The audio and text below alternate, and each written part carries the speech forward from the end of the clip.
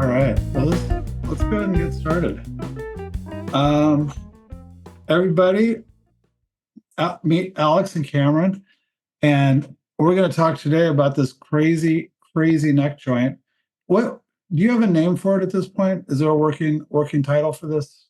So I call it a rotating dovetail joint. Okay, so not you're not going to name it after yourself then, I see. There's a reason that I named it that, because when I first cut it, I had no clue if it had ever been cut before. Yeah. And so I mean I searched all kinds of stuff to see if I could find, is this out there? And so I wasn't sure that I was the first to cut it. And so I did not want to name it after myself, lest I have to come back and call it something else. So it just ended up being the rotating dovetail joint. Rotating dovetail.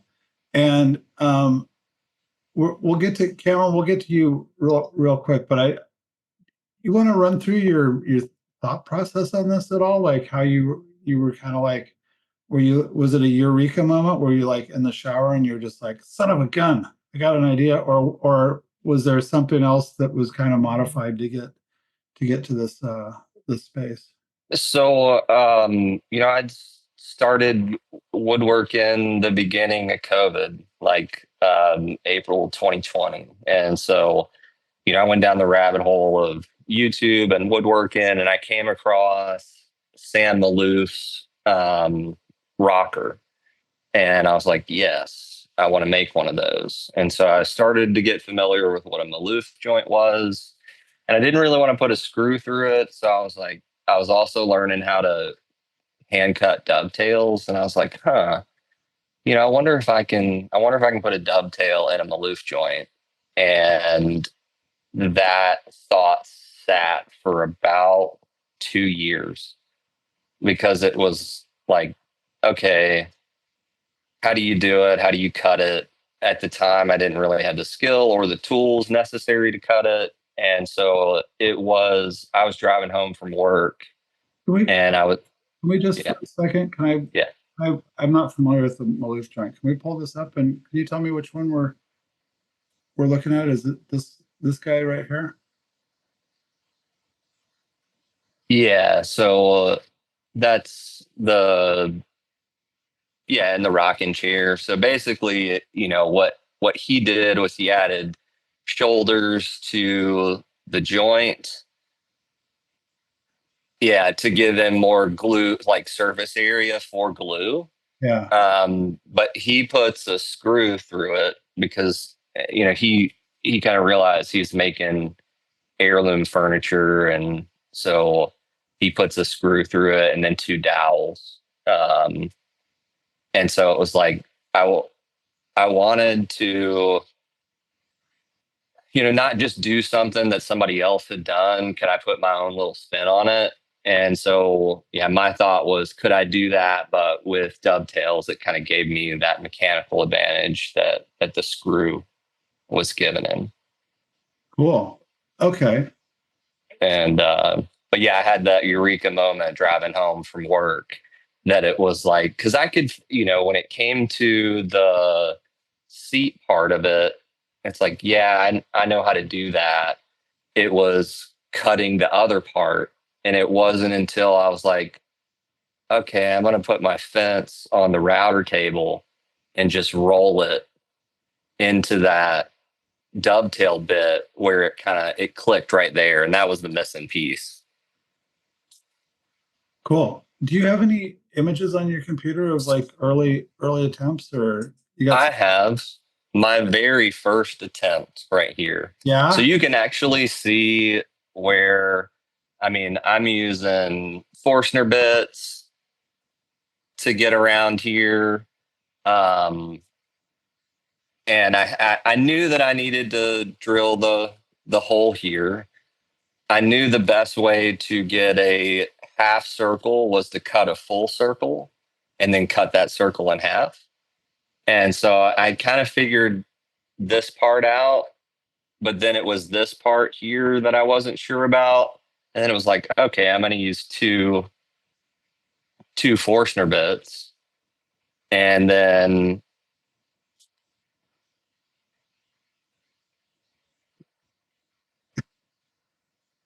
It's still so it still looks crazy. Like it hurts my head. It's like a tongue twister or something. oh, I have to reference this every time I cut it.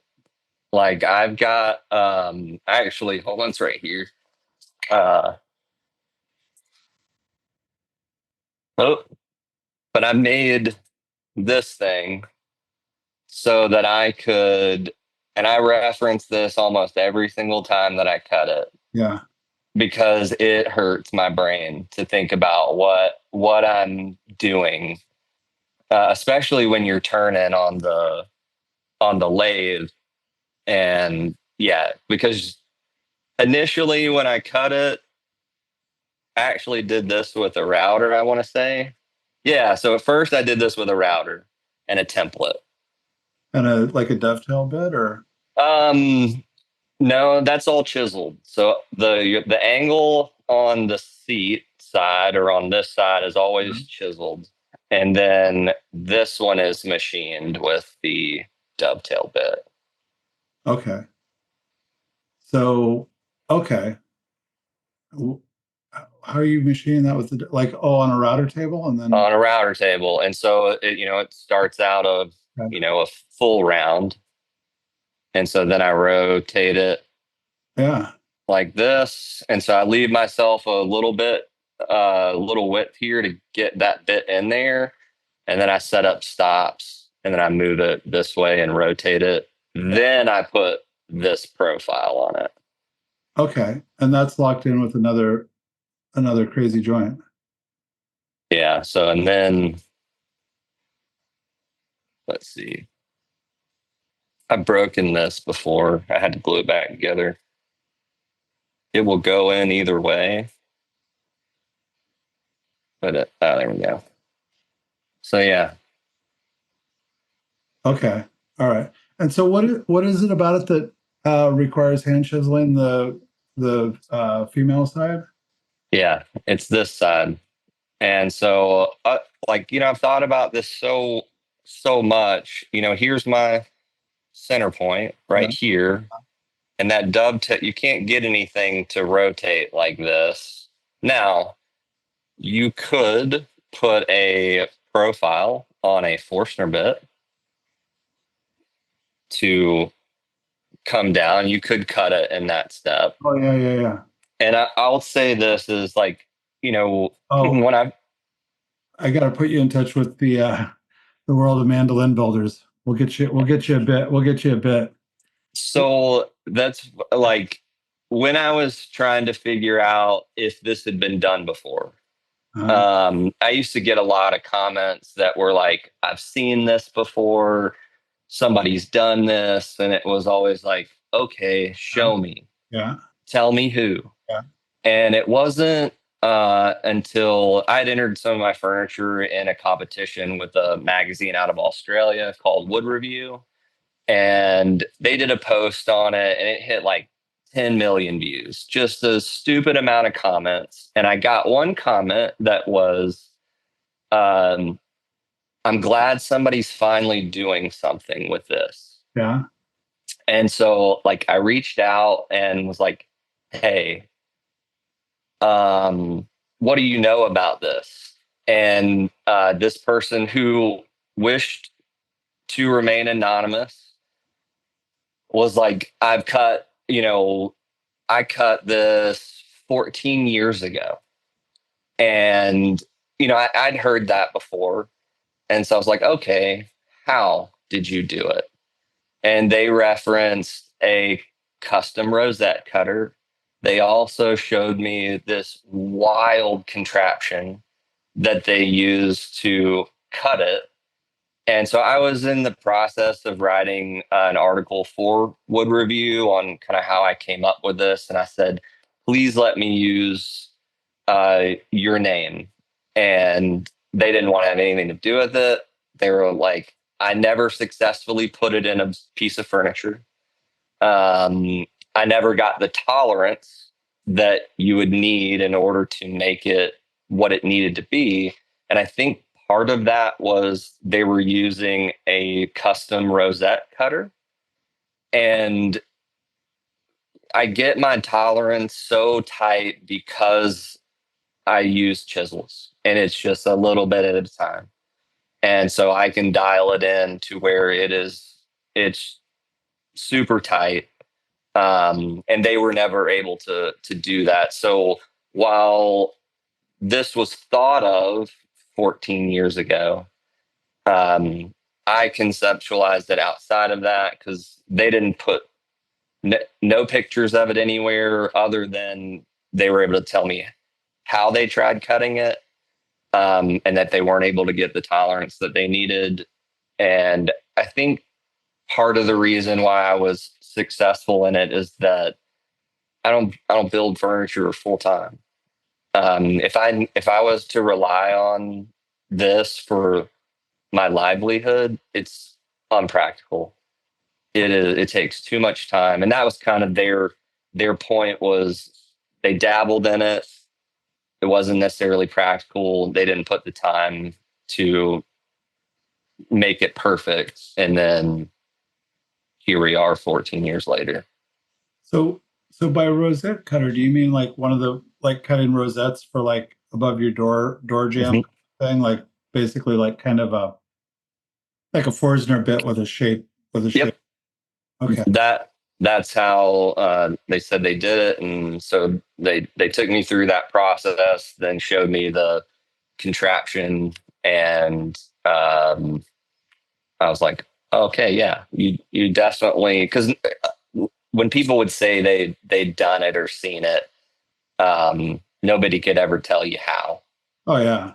No, you wouldn't want to tell anybody how. No, that's the easy part's just telling you that they've seen it. I've seen it. Yeah, exactly. Yeah, absolutely. Doesn't Yeah. cost them anything. Yeah, no, it doesn't.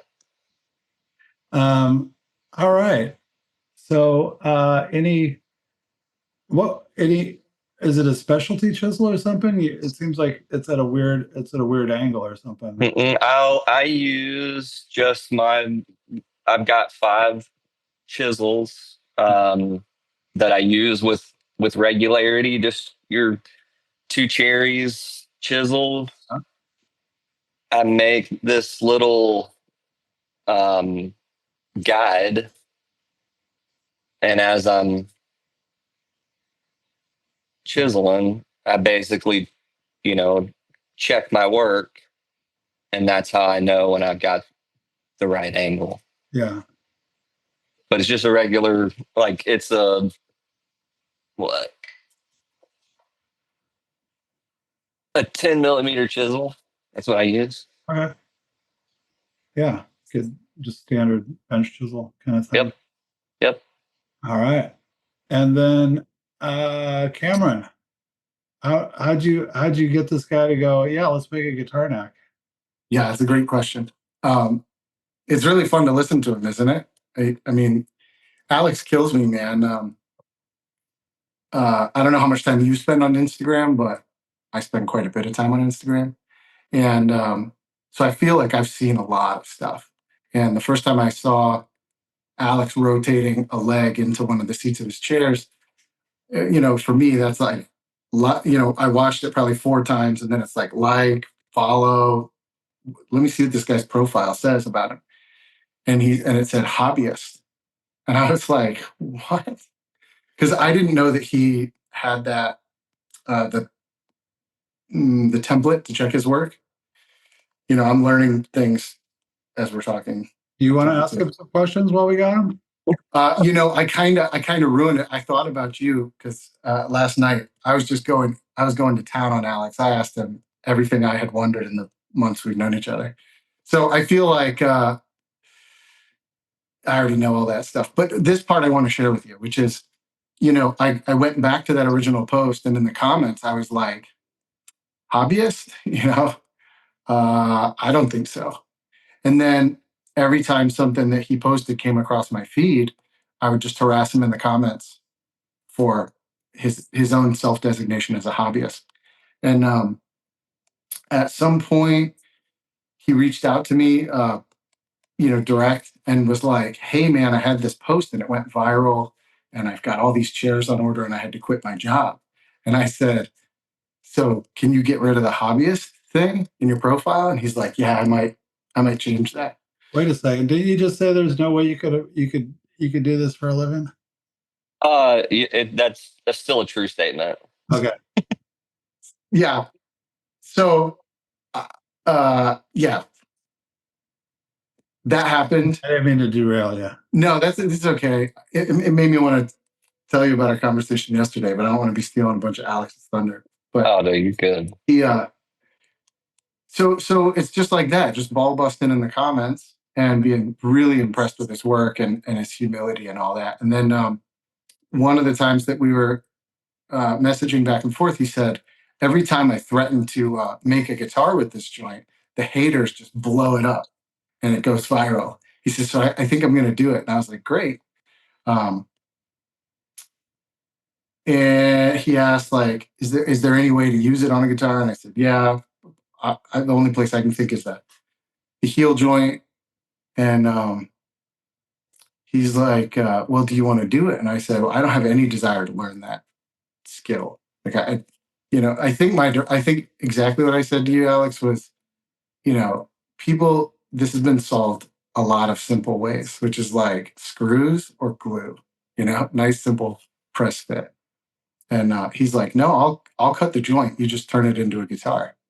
So that's my claim to fame, is just harassing Alex, and then promising to turn his joint into a guitar. So you guys weren't like high school buddies or something, or no? Mhm. Just Instagram friends?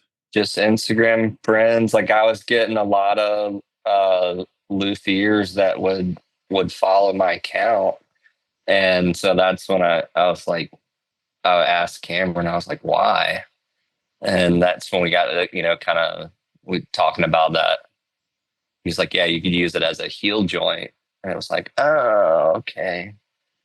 And I was like, if I ever figure it out, I'll come knocking. And I finally figured it out, and I came knocking, and that's how we. But we, just every time I would post, he would hound me about being a hobbyist, calling myself a hobbyist. I would still say somewhat, because I did try for a little bit. I did get some good orders for chairs, but then it's like I found out really quickly that like making stuff to order for people sucks. It's not any fun. At least for me, it's not. And so, yeah, I went back to day job so I can just tinker. Yeah. I can just make whatever I want in the shop. Yeah. The what was it about it that got you down? Was it the emails, like persistent emails, or what was it? It was making the same thing over and over again. It was I kind of sat on I'd kind of figured out in my head how I was going to do the guitar and how I was going to cut that joint. But I always felt like, I couldn't really do that. And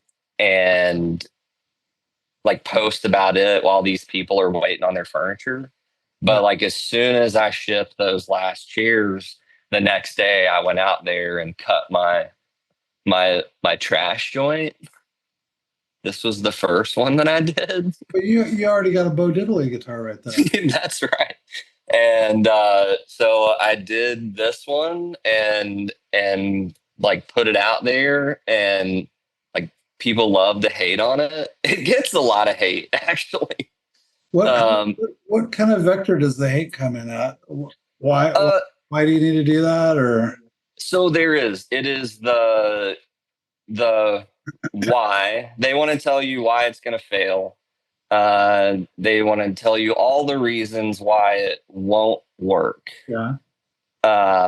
Also very low cost for them, by the way. Exactly. And so yeah. And so it was, but I love it. I love arguing with people in the comments sections. It's fun. Yeah. But but yeah, and then so I came out and did this. I was like, all right, this does look. I did make it out of trash wood. I think this is pallet wood, Mhm. and but it gives you a pretty good idea of actually. I don't know if you can see that.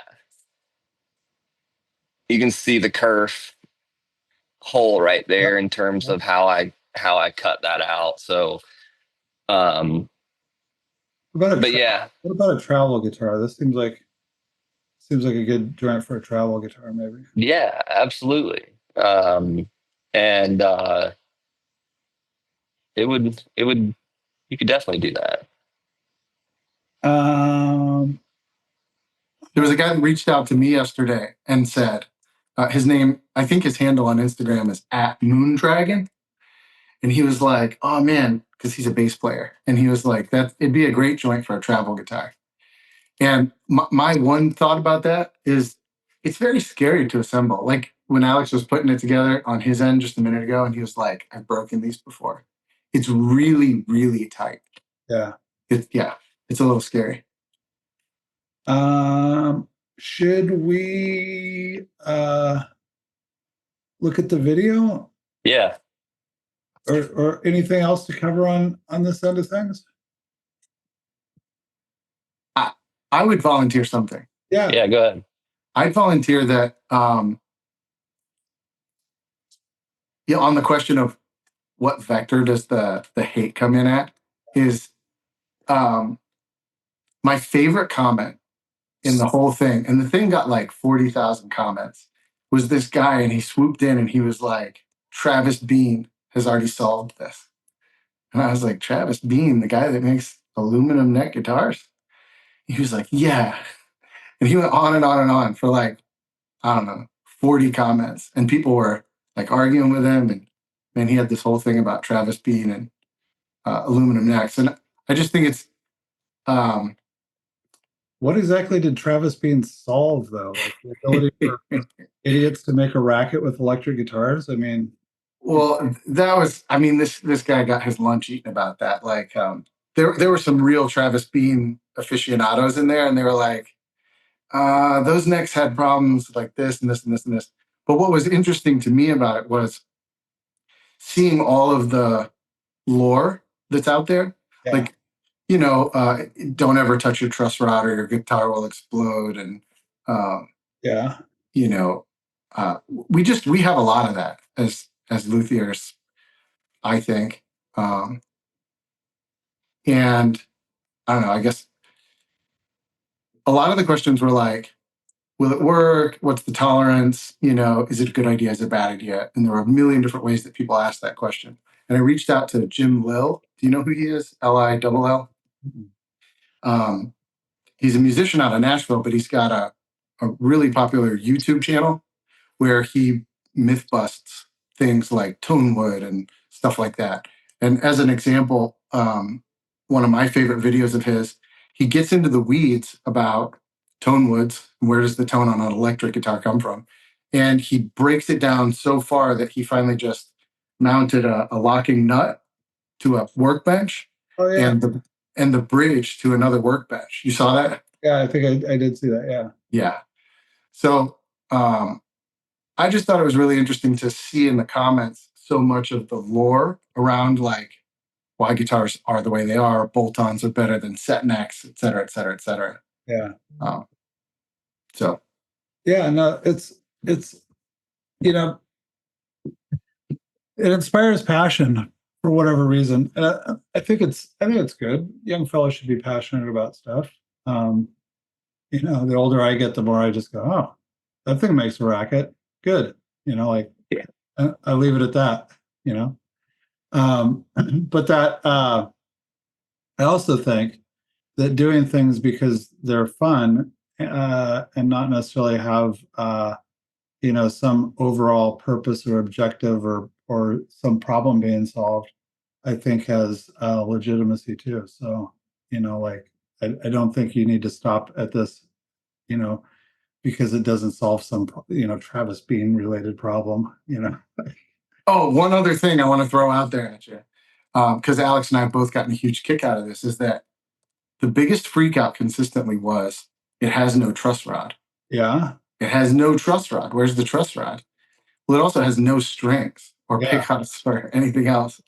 But I just thought it was really interesting that people were really bent You to could see a guitar-shaped thing with no truss rod. you could put a truss rod in that though. That's I not assured them. that's not like, Yeah. you know, do you plan to finish that out? And This one, no. This one is, I mean, unless Alex insists. My plan is we're gonna do one up right. yeah, We're gonna make a really nasty art piece. cool. You know, because my whole contribution will be, you know, nasty woods and conceptual highfalutin Luthery, you know. Have you considered going all the way down to you know, doing something like neck through and going all the way down to the tail of the guitar? I have, mostly because Alex and I are both doing this kind of on the side with busy lives. And when we first started talking about doing it seriously, he was looking at moving from Texas to North Carolina, and you know, all the ways that disrupts your life. I didn't make any requests. I mean, I personally think that this dovetail joint could all live in the normal neck pocket area. Yeah. But you know, path of least resistance is like, we'll just go with what we have, and Yeah. we'll kind of build around this and see what happens. Do you think there is a structural limit to how long or short you could make the whole apparatus, or is there just? I think so. Having broken a couple. Yeah. And it's like you get into some like short grain areas, but then you know, like when you say like the neck through all the way down, you know, you could do two of them. You know, one at the top, one at the bottom. But it's funny, like, because you know, Cameron's like, I don't want to have anything to do with cutting that joint, and the same with me is like, I love. I don't want to learn how to do fret work. Yeah. I don't have any desire to do it, and like that's what made it perfect for Cameron and I getting together, because it was like he was like, "Hey, I'm not in a hurry," and I was like, "Great," because I'm not in a hurry. And I was like, "It's perfect." The whole history of guitar factories that have been started based on one guy not wanting to do something and the other guy not wanting to do something else. It's a real thing. Yeah. Those partnerships are real out, and mostly it's like one guy just wants to build guitars and the other guy wants to just count money and tuner screws or whatever. Yeah, So, yeah. but so should we check out this video? Yeah, let's do it. Is this Bad Larry right here? Is this the one? No, this isn't the one, right? That's the one. This one? Yep. So on a scale of 1 to satisfying, how satisfying is that when it goes in like that? Dude, like there is nothing like that. I have to tell you, like, that is the best I have ever cut that joint. Yeah. And it was solid the whole way through. Yeah. And like getting it to go, and you'll see there's a picture in here where like the body's not cut out yet, but I have the neck rotated into it. And like I know that I made some kind of audible like noise when it rotated through, but there's nothing like that. So I see what you're saying about short grain. It breaks right in here, right? Yeah, you could get into some real short grain there. Do you impregnate it with anything? Like, do you like hit it with a bunch of CA or something? Or No, I do make sure that you know, that the grain is flat across there, and that definitely helps. Because I was sending some cheers to Arizona from Texas, so I was worried about the humidity, and I did it the other way to keep that expansion down, and it there was a lot of short grain, but doing it in that flat song. Here's where Yeah, that's the thing, that the question of how did you cut the body side? And I always put like very carefully or something like that. Yeah. But if you follow the glue lines and the grain, you can see that I cut that out and glued it back in. So this is the router table, and you're cutting the. That's it, yeah. And like it's easy to do the stop one way, and I was having trouble trying to, because it's so long out the other end. So you can see I took a screw and a washer and screwed it into the end of it, and that's my other stop. Okay. But yeah, you just rotate it on there. People tell you not to use gloves with the router table. Like I I feel better holding on to it that way. Yeah. And I don't think that I showed, but the way that I got it cut in half is I just did it on the joiner. But yeah, there we go. There's my, Forstner bits. And so that's a 2 inch because that's the biggest one that I had. And then it goes to 1.25 inches. Then the router table, or then with the router, this is where these are all pictures because I literally thought if I filmed it, I was going to film an injury. Yeah. And so I made that template. One good thing about, I cut that end off of the guitar or the neck where the screw was, and I used that as a template to make that template. But yeah, it's just making yeah, and I mark everything out with a marking knife and just cut to my lines. What I don't show here is how I got all the way down. I actually had to take that back to the drill press because that right there is a picture of how far my router bit could reach. And so I went back to the drill press and took hogged a bunch of that out because when you're chiseling there, I mean, that grain just wants to open up. It wants to crack.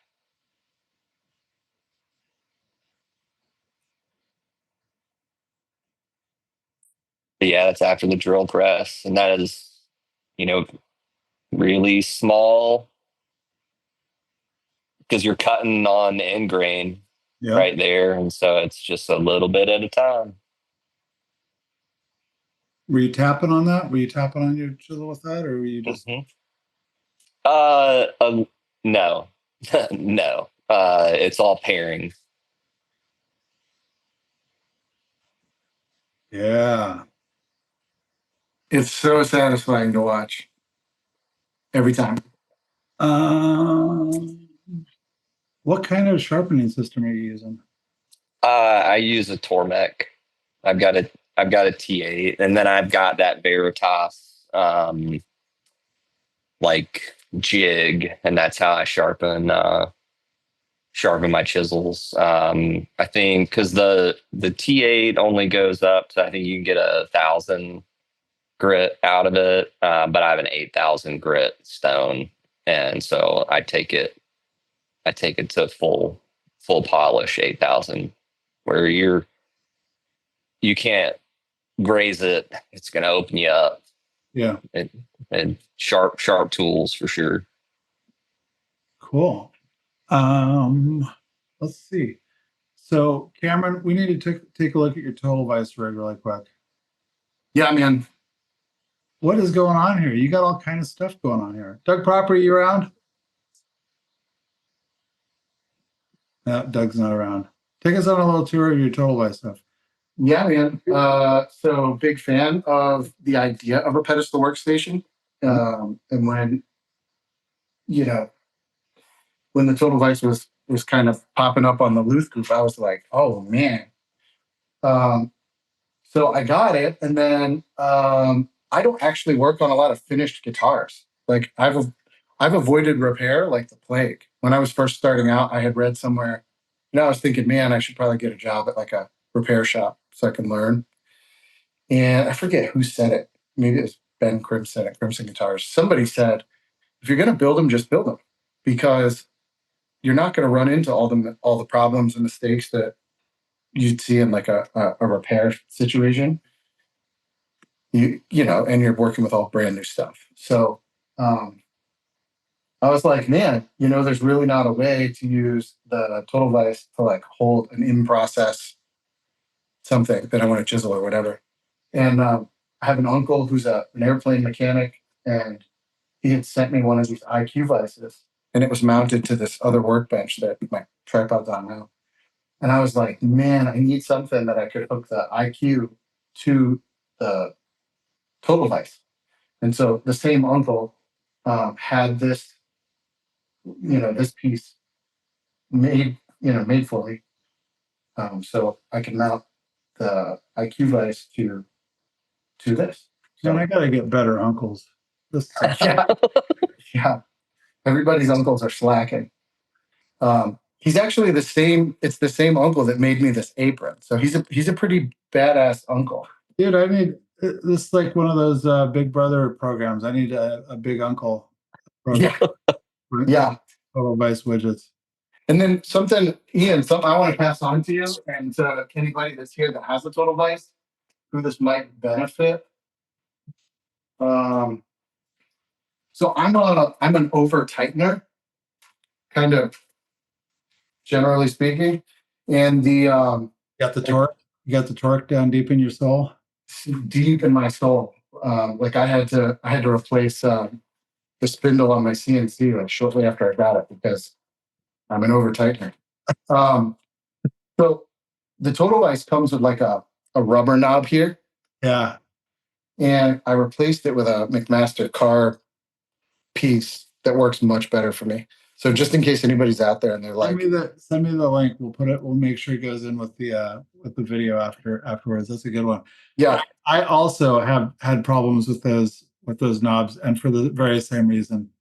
Like I'm also I grew up. My first job was as a diesel mechanic, and those old boys, you know, never met a torque wrench they couldn't overpower. You know, like it's just crazy. Yeah. It was like this point of pride. Just, you know, like I started working there when I was 14. You know, and there'd be some nut or something. I'd be like, you know, trying to get it free, and I go, this thing's frozen, man. We're gonna have to get serious about this. And you know, one of the old boys would just come over and go, eh, like that. And I go, oh. So I really started working on my torque. Oh my God. Yeah, I got the torque in my soul. I peeled that rubber knob off like maybe the fourth time. Yeah. Because I didn't want it to move, you know. So you gotta really no, you gotta get in there. You gotta bring it down. Gotta get it tight. Cool. So let's open things up for questions. Anybody got any questions? Neil, you look like you're chomping at the bit. You got a question?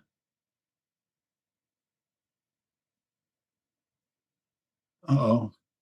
I had a comment that guitar, it doesn't have any strings on it.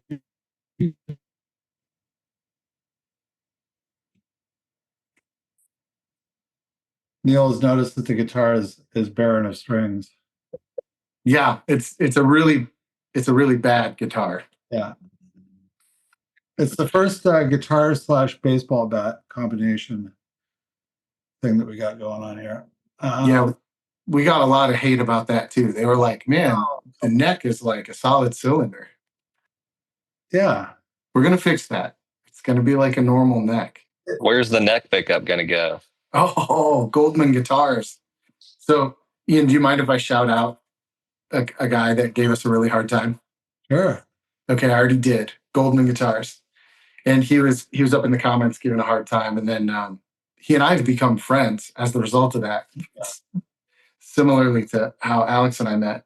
And so now anytime I see a guitar that doesn't have a neck pickup, I'll send him the post, and we go back and forth like that.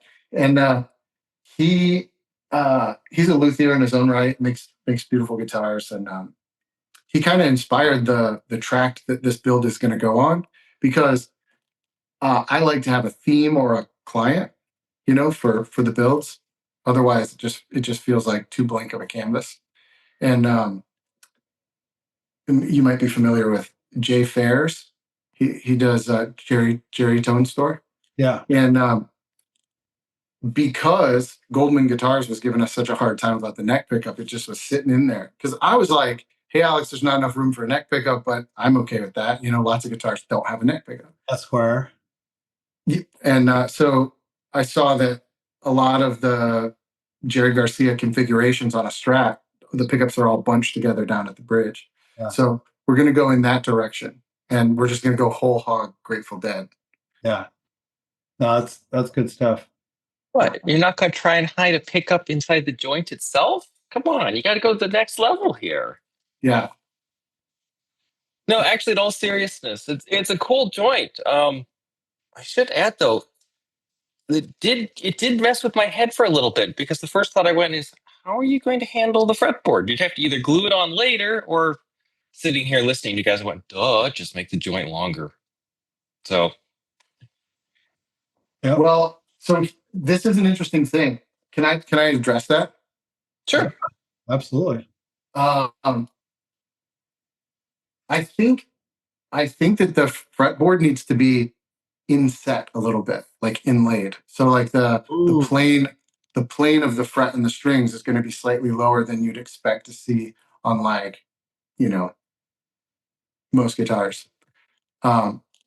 There's like a little like a fat 16th on either side, more than the width of the fretboard, but I don't think it's enough to rotate with the fretboard on it. You need to like curl it in just a little bit. It would have to follow that cylindrical shape or you'd lose out. Yeah, I'm gonna play with it on the prototype, and see like how thick of a fretboard I can get away with. Are you gonna Or just glue it on after? Basically treat it like it's not coming apart, like it's a neck through. Yeah, we may, but because the rotating dovetail is such a, I mean, it's the clickbait, you know what I mean? So Yeah. I really want to try and do it in a way that even if we did glue it in place on like a final build, that I could take it apart. Just I don't want Alex to spend all the time making a cool joint that rotates, and then I'm like, well, it'd be inconvenient for me to make it in a way where you can still take the neck off. So I'm going to try and do it. You're gonna have to like taper it in. Yeah, I think you all need to get together with this guy. I'm seeing some possibilities there. Oh, not this thing. Oh no. It's like a hurdy-gurdy bass. Yeah. Oh my god. Okay, we got to avoid Looth on Looth violence here, so we'll just nip that in the butt there. So inset fretboards, all that kind of stuff. A lot more challenges to come away with. Alex, do you have any new joints coming up? You got have you been racking your brain like how to get more rage bait? No. I do like right now I'm just building just regular furniture. Actually, so right now I'm building there's a chair that I'm building that looks wild because it only has two legs. It's made by a guy, George Nakashima, and he calls it the conoid chair. And it looks funky because it is all about the joinery. I mean, it's literally it's a cantilever seat. Your joinery has to be on point. There it is, yeah. And so that's currently what I'm working on, is something like that. Only I'm going to do it in a bench seat and not just a chair. But yeah, it's like your joinery better be on point when you're making something like that, because it is just held on with those two joints in the back. But and I actually thought about doing this with the rotating dovetail, and then I was like, I really don't want to I really don't want to cut one. Like that's the thing. Like when I'm doing chairs, I have to cut 4 of these things. Yeah. And so doing it for the guitar, I'd say so from the one that Cameron has in his background, that is about 12 hours of work to cut that joint from start to finish. Yeah. Yeah. Well, But no clickbait. no. So you're not coming up with like a rotating flying buttress or anything like that. Like, No, definitely not. Definitely not. cool. Any other questions before we let these guys get back to making crazy? Yeah, I just got one quick one. Yeah. First of all, thanks for showing us this. It's a really cool joint. It's always interesting. I think guitar players or guitar builders kind of cross over into the woodworking land quite a bit. I kind of learn a lot out of there, so it's really fun to think about. Did we talk about? I know you're not really far along as far as building it for guitar, is what it sounds like the other parts of it.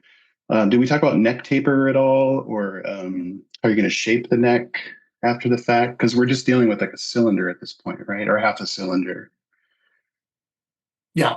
Right now Okay. it's a cylinder or half a cylinder is exactly correct. Okay. So yeah, it'll taper, it'll be shaped.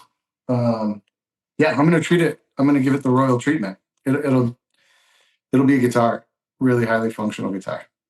Yeah, it's cool innovation, and I can see it applying to different materials and stuff too. And I think there might be a machining process hidden in there with a different type of CNC.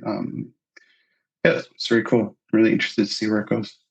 I said the same thing to Alex that I think he was like, because leading up to this, this conversation with you guys, it's like, how much do you want to show people about how it's done? And he said, oh, correct me if I'm wrong, Alex, but what you said to me was, of all the people who have threatened to do it, no one has. There's one guy who ended up making like a version of it, but it's a labor of love. So what I said to him was that I could see it being done with a custom CNC bit where you can go in and then raise it up, and cut that the dovetail shape and then bring it back out and make a really nice joint, Yeah. Where's the fun in that, though? Yeah, where's the fun in that? Yeah, people don't believe. That's one of the questions is always, did you CNC it? And it's like, I wish I had a CNC. That'd be Right. awesome. Right. But to like piggyback off of what Cameron was saying there is that like, since the first day that I cut it, I've been showing people how to cut it. I want people to cut it. I want people to use it. You can't really patent a joint. You can patent the process or like a machine or something. But in terms of like a joint, you can't do that. As far as my knowledge and my experience with the patent office. But I want people to cut it. I want people to use it. It does have I think its best application is out of metal. I'd love to pour it. And then if you could taper it, there's a lot of application there, but I have fun with it in my little shop on the weekends. But I would love for people to use it. I would love for it to be a thing that people could say, because it is a challenge. It's extremely difficult to do. And so, but I want it to be that thing that that satisfaction of rotating that thing in there's nothing like it. I want other people to be able to experience that. So I don't mind showing people because I don't think many people are going to do it. Yeah. There's inherent risk in all of it. You mean whether you're building guitars or you're building furniture. Yeah. And then with guitars, I can kind of get a sense there might be, that inherent risk in there might be pretty great. by the time you get to that point when you're joining those two woods that you've so carefully selected. And but I think just as a joint in general, a way of connecting those two pieces, even if it's a set neck or if it's something you want to remove, some possibilities in it. Sounds pretty cool. Yeah, I think when Cameron and I talked about it initially, the consensus was we were going to glue it. And I think we told people we were going to glue it. And then it was like, oh man, just the people are like, how are you going to do a neck reset if you can't take the neck off? And so then it was like, oh, well, you could pin it too.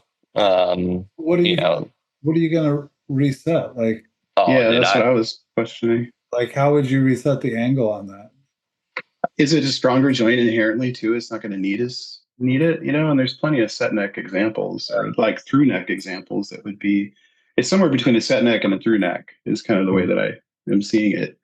But once it's there, and it leaves you room for other things rather than having to go down into the body with the neck. You know, you still have this. I know you could do chambering or something. I don't know. But, so. Hold on a second. Anyway, thanks. Now we got to do a react video where I react to the comments on these.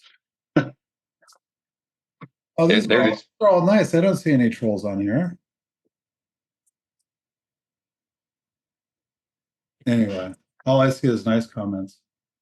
I think the TikTok ones, I can't. So it's Instagram comments are different than YouTube comments and TikTok comments. They're, you know, it's, oh man, they're fun though. And especially when people argue with each other in there, it's like your own little soap opera.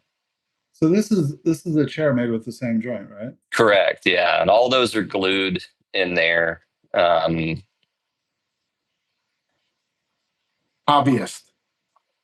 Yeah, that's my hobbyist work. And like as cool as it is, like I love that you know, I made that chair, but like I don't want to make another one. How so, and people can't actually see the joint, can they? They can't like verify that it's rolled in there for all No. the square. Well, how'd you get the back on that thing with the dovetails and the rotating joints? You got me buffaloed on that one. On the backrest? Yeah. Those are just regular dovetails. Yeah, but how do you rotate the legs in and then slide in the back? Oh, on both sides? So I make the arms and the backrest separate from the legs and the seat, and then I mate the two with dowels. So it's you know, at one point it is a chair with legs and no arms or back, and all that's glued together.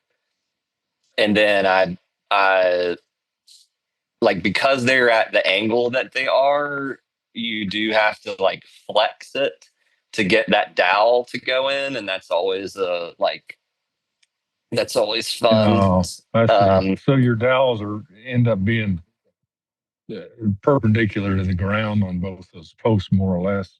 Yeah, they're in line with the leg. So it's drilled straight through the leg, and then it comes up into the arm at that angle. So are you comfortable when you sit in a chair like that, or do you feel all of the agony into it? So it is a comfortable chair. I mean, I based my proportions off of like my folding chair here, which is like, it's, you know, it's comfortable to sit in. But it's like any wooden dining chair. I mean, you're not going to want to sit there for, you know, it's not going to be your reading chair. I do want to do some leather work, and just do a leather seat for one. It would make it a more sittable chair.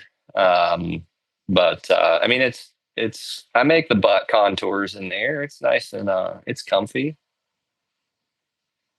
John, yes, the arc is 180, right? Somebody asked in the comments.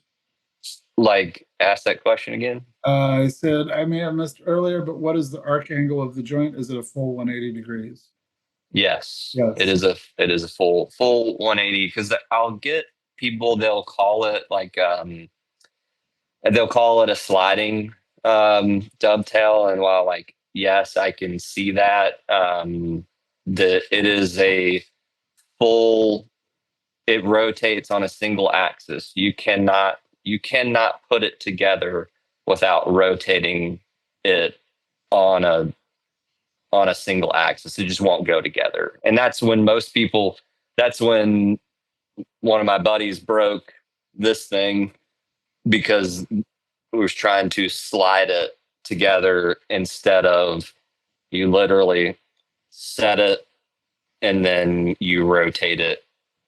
And I've got this backwards. But there's no lateral movement when you do it. It's a full rotation. Any other questions? Doug Proper, you look like you're about ready to ask a question. No? Oh, here he comes.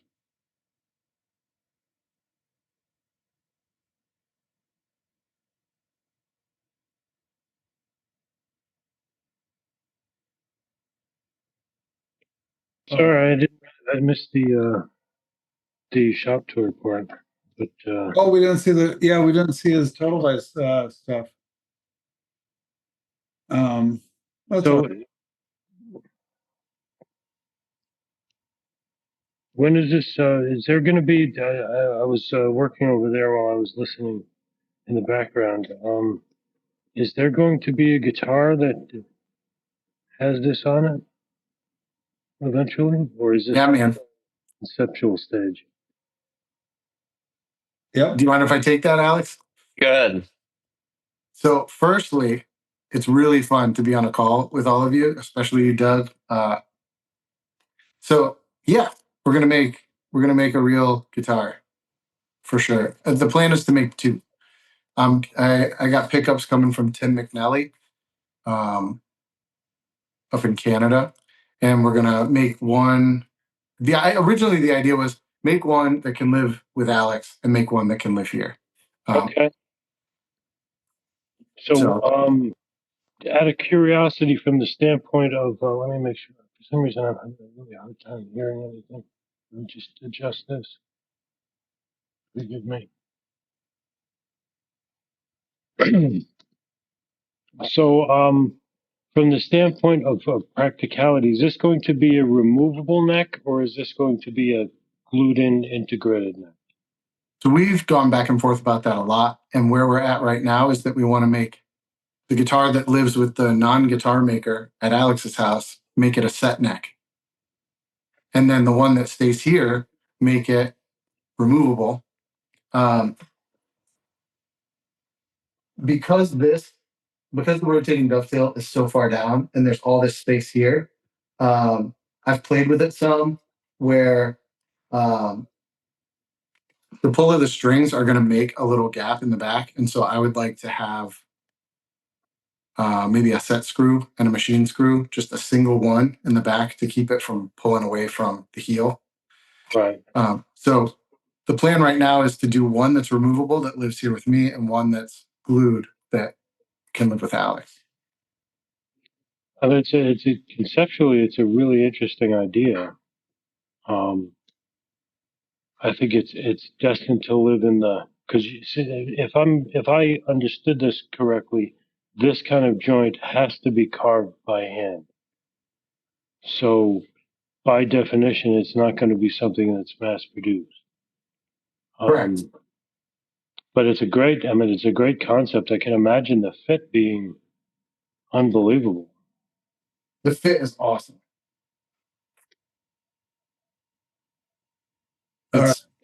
It's something else. We got to talk about furniture for a second. Okay. You got to tell me about this desk you got going on here. Oh yeah. That's my console table. So I made two of those. That was the first one that I made. Um, but that's a bent lamination, the sides there. Um, oh man, I didn't take close up shots of those dovetails because they're horrible. They're pretty terrible. But that was like, yeah, that was early on when was learning to cut dovetails. And so I think the only screws that I put in there they're holding the top on. Um, and yeah, I was messing around with bent lamination. So that was the first one that I did. And the second one that I did like that, I actually kept track of all of my bent laminations. And so it's grain matched and butterflied front to back. So where it splits off at the leg, it's grain match, but it's pinned like that in the back as well. And I have a hard time making things that are square. So I figure if I put enough curves in it, there's a lot to keep your eye busy, and you can't tell that's not square. Is this your own design, or were you? Yeah, That's very attractive. thank you. What is the world of like how does a guy get going building furniture for a living? Is that even a thing anymore, or is there a lot of, like in guitar building, is there a lot of competition?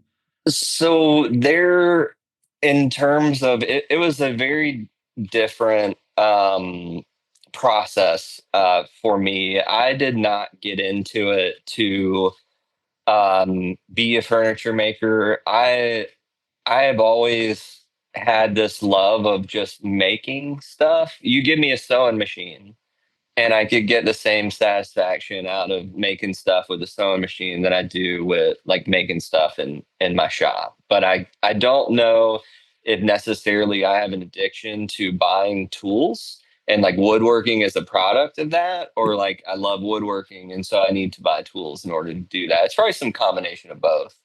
Um, but it's like I use it as a way to de-stress.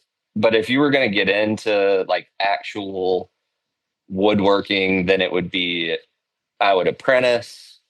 You would go somewhere and you would work because, like, I mean, building out a shop to do what you need to do, unless you just have the disposable income to do it, it would be difficult to do. And so to go to some space and learn how to do that, learn under somebody.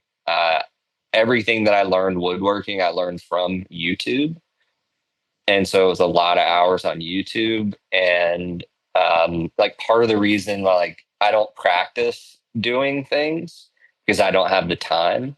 I'm full send all the time, and so I never. It's like I'm not necessarily doing test pieces. I've done very few of those. It's basically build, make mistakes, fix mistakes, learn something along the way, build something that I haven't built before. So like doing the bent laminations on that console, cutting my own pulls, stuff like that. But if you were going to actually do furniture, I'll give it to the people that can make a living doing it. It's impressive. Yeah, do you know much about the market? Like, how do you just got to get it like into galleries or something? Because it's at this point, this is probably more art than furniture. Yeah, that's where it like those. So the one that you had on the screen, that one got me my bandsaw and my lathe. I want to say I traded. My old boss wanted like a table, a console table, like a dining table, console table, and 6 chairs. And I was like, I need a 15-inch bandsaw, a 15-inch planer, and a lathe. And he was like, order them, and he bought those, and then he said, "This is what I want," or "This is where I want it," and he didn't actually tell me exactly what he wanted. He kind of left all that up to me, and so that I could do it as complicated as I wanted to, and again, without having to worry about time and getting something done. I could essentially do whatever I wanted, and that's where that fun is for me. Um, I have a cousin, and he makes tobacco pipes, and he makes really high end tobacco pipes, and we talk about this quite often where it comes to that fine line between like being as creative as you want to be, but also needing to sell stuff, Yeah. you know? And so um I've never had to sell the stuff. And so it's just always been a creative outlet for me. What's your day gig? What are you doing in the real world? I buy tobacco for a company, smokingpipes.com. So they're the largest online retailer of tobacco pipes and like tin tobacco, stuff like that. So yeah, I buy tobacco and cigars and What does that mean? You go to like auctions and they no, it's we have vendors that we buy through. you're not going And there and like pulling leaves out and no, we do like the only thing that they don't do is grow tobacco. yeah. I mean, uh, anything that you can think of that happens to tobacco after it's cut, they kind of have their hand in that. And from blending it to aging it to cutting it, there's so many different ways you can cut it and top it and age it and blend it that, they're the people that work there and do that. They're talented. But it's very niche. It sounds really niche. What about dip? They deal in dip? No, not that. We did just get back into snuff, which is like it's essentially, I want to say it's like glucose with like nicotine in it, but like you like one of my buddies came into the office and he threw it to me and I was like, how you do it? And he's like, right here, and I did it and I was like, no, too close. Yeah. No, thank you. I don't want any part of that. Yeah. You can have it back. But yeah, we're getting back into that. That's for like, kids in the 7th grade. You're just like, what's going on in the world? I'll try some stuff. Yeah. No, they're vaping. Yeah, they're See. vaping now. Yeah, I get daily reports from my 15-year-old of the kids that are vaping in the bathroom. Oh, vaping in the boys' room. It just doesn't have the same No, it doesn't. It doesn't. ring to it, does it? No, it doesn't. So tobacco and stuff. That's cool. Yeah. That was the thing I got in Tennessee was the what I called micro chews. When I was living in Nashville, I went down and it was like all of these different like twists and stuff, and it was great. It was wonderful. It was delicious. There was a lot of different kinds of chewing tobacco, and they all made your teeth bigger, which was great too. So. Yeah. Yeah. Well, anyway, so we've covered chewing tobacco, crazy neck joints, furniture. Mm-hmm. Anything else to tell us about? Cameron, you got anything? Yeah, man. I want to share one thing that I said to Alex. That the console table reminded me of it, which was I've been bugging him about the hobbyist designation, and I said one of his posts, I was like, man, you got to start calling yourself something else because all the hobbyists have gotten out of the pool because they're not doing what you're doing. That console table is a great example of that. Like, oh yeah, I just do that to like blow off some steam, just like It's gorgeous stuff. So I feel really fortunate to be partnered up with Alex. It's like it's cool because we both have real similar kind of approach to craft and family and stuff. So, and we're here with you, fine people, which is a fun consequence of this. So, no, the only thing I would add is just a gigantic thank you to the Looth Group. I get tons of inspiration from everybody's work. Julius Guitars is somebody that's always just kind of right there on the forefront for me, and Doug Proper and all his work. So, Yeah. yeah, it's really fun to be here with you guys. I really appreciate the invite. Yeah, I will second that and say, thank you very much for having us. And, it's been awesome, partnering with Cameron and seeing like this side of, by happenstance we meet and then like we work at the same speed, which is slow, which is awesome. But like, incredibly inspiring. And, if anybody does have questions that they just didn't want to ask, I mean, feel free to shoot a message or something like that. I do check my messages, and so, but would love to see somebody give it a go. Yeah, absolutely. All right. Well, everybody unmute and tell these guys thank you, and yeah, we'll Thanks, Pat. we get on with the Sunday. Thanks, This has been fascinating to watch and listen to. Thank you for spending the afternoon with us.